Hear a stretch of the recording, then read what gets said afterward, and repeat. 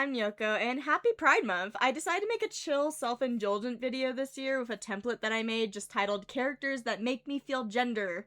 And what that basically means is I look at these characters and go, heck yeah, they are so gendered to me, I relate to that in some way. Maybe. That feels nice. They don't need to actually be trans characters or anything like that. Does that make sense? No?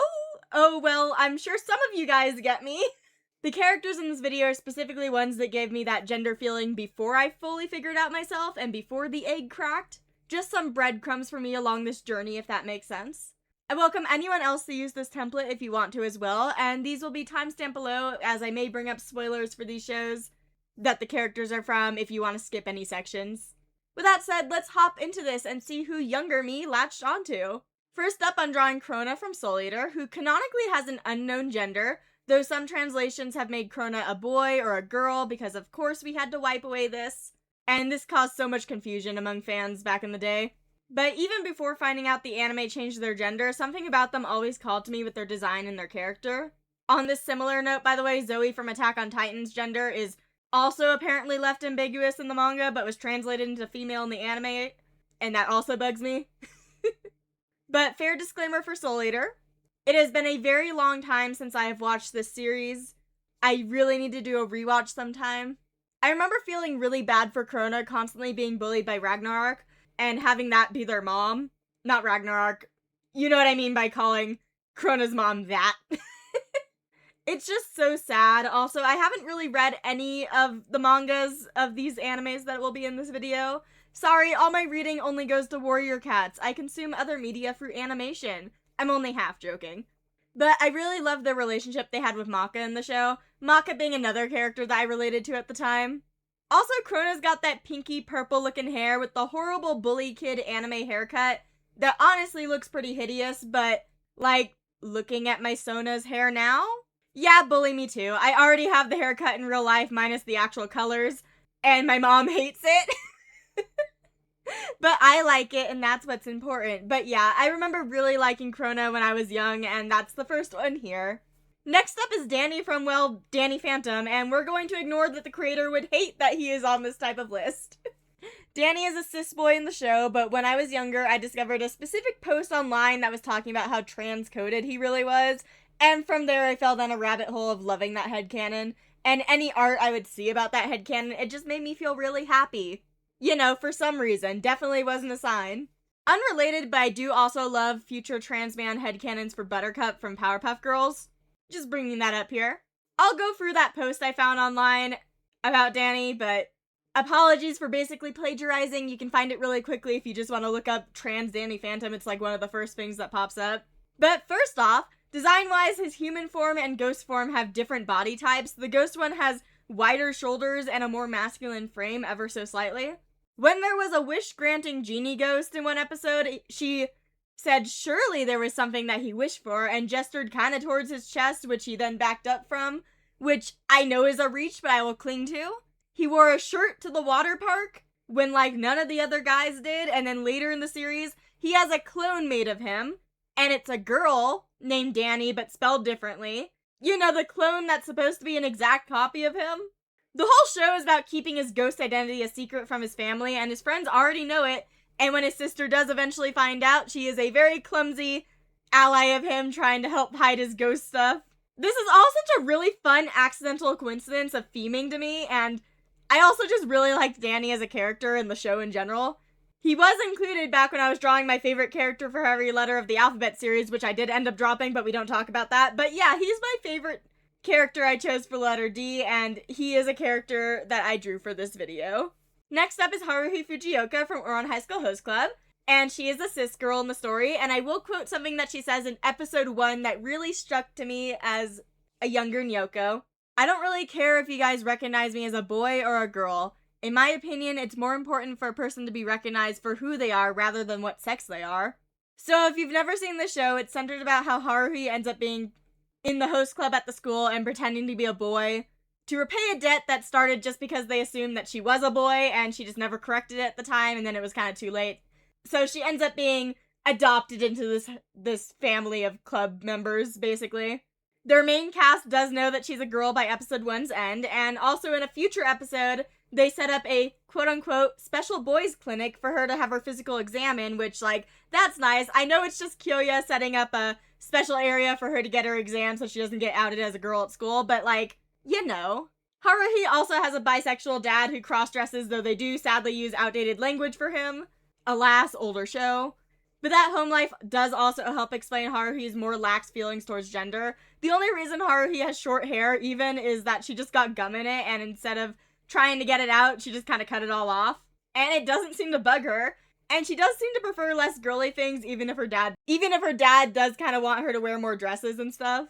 There is an episode where an all-girls school tries to recruit her, and the boys in the host club end up cross-dressing too, to try to keep her and make her feel less alone, and, like, they can also be, like, the girls she needs in her life, and it makes her laugh so much at their stupid ideas. In a fun way, she loves them. I just really appreciate Haruhi as a character in general, as well as the show, even if it is very dated and includes some very yikes stuff, even if it is parodying it. Moving on to Rika from Pokemon, though as a note, this is just one recent example, and there's many Pokemon characters that make me feel this. Looking at you, Jesse and James in the anime that are always cross-dressing. Aaron, who for some reason I looked at and immediately went trans guy, even though I hadn't even played the game at the time. Anytime I would just see fan art of him, I would just be like, yes, trans guy. Penny's whole vibe, and, like, many more. There's Bugsy. There's so many gender characters in Pokemon. They're so good at, like, character design. In canon, Rika is a cis girl, and I love this more masculine vibe that they let her have. Her and Grusha really had people playing the is this a girl or a boy question in Scarlet and Violet, and I love it. Rika is a member of the Elite Four in these games and works as the champion Gita's assistant. She's very tomboyish and chill, and I love her vibes. And she has a deeper voice in the sub of the Horizons anime, though I haven't watched it yet. But I did see clips, and I love her sub voice. Sadly, the English voice didn't have the same vibes, but recently Pokemon has just been getting more and more queer-coded designs, in my opinion, and I am loving it. I know this isn't recent, but, like, especially if you look at, like, old Wallace, and then, like, Omega Ruby Alpha Sapphire Wallace, they're, like, so queer-coded now. They're getting so flamboyant. I love it. Also, I don't really play Pokemon Masters, but I do see some stuff about it online, and I saw an outfit that Rika got in an event or something, and it's so beautiful. Look at this outfit. It's so gorgeous. I love her vibe. I love masculine women and feminine men. Rika is what I consistently have as a bisexual gender fluid person, where I look at her and I can't decide if I want to look like her or if I want to smooch her. But moving on. Next up is Ritsu from Fruits Basket, who is canonically a cis male, though also is criminally underused and forgotten in the cast of characters of the show. Even the author wished that she could have done more with this character. Ritsu is basically an anxiety-filled joke throughout any appearance, and I find that really sad. But as a kid, Ritsu discovered that dressing in feminine clothing gave them a sense of peace, and he looks up to a very flamboyant man, Ayame. Ritsu meets a more masculine girl who asks Ritsu if he can teach her how to be more feminine and how to tie a kimono because he's just so pretty and stuff, and he does awkwardly have to tell her that he is indeed a guy, but he does still offer to help, and I'm pretty sure the two ended up dating. But I wonder what Ritsu's story would have been if the author had time to flesh it out more, and in a more modern version, if you would say a cis man, as in canon, he actually ends up more masculine towards the end, and whether it be a trans identity or just a more feminine man with his more masculine girlfriend, I would have preferred to see how that potential timeline would have gone. I would have loved to see how the author would have written their story if they had more time. But I love Ritsu as a character with the little that we got, and I always thought it was sad that he would get made fun of for his clothing choices when I was younger, but alas, wasted potential. I will say Ouran High School Host Club and Fruits Basket was some of my first ever animes. The original Fruits Basket, I did watch the remake later. So, cross-dressing, yeah, that sure is a theme. Moving on to another cis guide, this is Sal Fisher, who also goes by Sallyface, which is the name of the horror game that he's the main character of.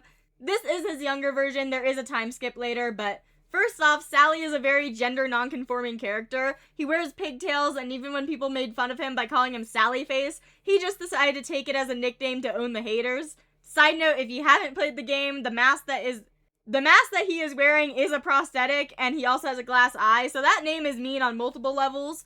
But later in the story, you can also see that Sal has worn a dress if you look at the pictures in the background. He also doesn't correct an old lady that keeps calling him a girl. A little girl then also tells him that pigtails are for girls, silly, and he just responds that no one ever told him that only girls could wear them, and I think that's really awesome. I love the energy. Again, I just really clung the gender non-conforming characters in media that I saw back in the day, and I just never really seemed to question why. I also watched a ton of trans creators on YouTube. Side note, while a very dark game, mind the trigger warnings, I do think that this game is really good. I remember seeing a bunch of Let's Plays, and if anyone was ever weird when they found out that Sally was a guy, I got the ick and would kind of just leave. It's kind of like when I start someone's reaction series of My Hero Academia, I always skip to the episode where Magne gets misgendered, and Toga and Twice correct them saying that it's she, and to not make that mistake again. I just get curious how people respond to that, and it helps gauge if I want to continue watching all of their reactions. Might be a me thing, but yeah, I love Sal. Underrated game. Sally Face is great. Next up is Stevonnie from Steven Universe, and they are a fusion of a male character and a female character, Steven and Connie. And Stevonnie is canonically intersex and uses they them. I love how they show qualities of both Steven and Connie in such a fun way, and that canonically it seems that everyone thinks they're pretty. While they do look pretty feminine, they also are capable of growing facial hair, as we saw them shave in one episode, which is so neat. Steven Universe is such a queer show and gave me so many feelings. Of course it gets canceled because of course it's Cartoon Network. Steven himself is already a pretty gender non-conforming character, wearing a skirt and stuff in one episode, and Connie being a more warrior type of girl. Stevonnie is such a beautiful combination of them and their affection for each other. Gotta love fusion metaphors for various types of relationships, but any episode with Stevonnie in it would really get me excited, especially the various outfit combinations they had. But yeah, it's no surprise that the she, they, he, gender fluid person likes the he, him, and the she, her that combine to make a they, them character.